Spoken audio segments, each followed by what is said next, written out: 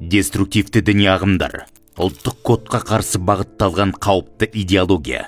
Олардың басты мақсаты адам санасын жаулап, еркін ойлау қабілетін жою. Себебі тамырынан ажыраған адам ұлттық болмысында, мәдени құндылықтарында оңай тәрк етеді. Осылайша өздерін үстем, өзгелерді кем санайтын мұндай топтар ұлт пен мемлекет ұғымының қадірін төмендетуге бар күшін салады. Мұндай ағымдардың ықпалына түскендер халықтың ғасырлар бойы қалыптасқан салт дәстүрін, тілін, ділін, дәстүрлі дінін жоққа шығаруға бейім. Таразының бір басында жат идеология, екінші басында ұлттың тарихы тұрса, олар еш ойланбастан өз тамырын қиып, 1000 жылдық рухани құндылығын құрбандыққа шала салады.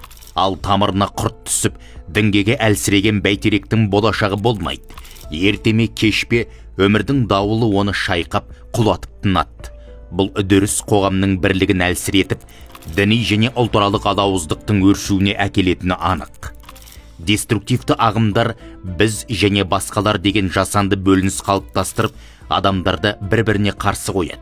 Осы арқылы олар ықпалын күшейтіп, билікке, байлыққа, ресурстарға қол жеткізуді көздейді.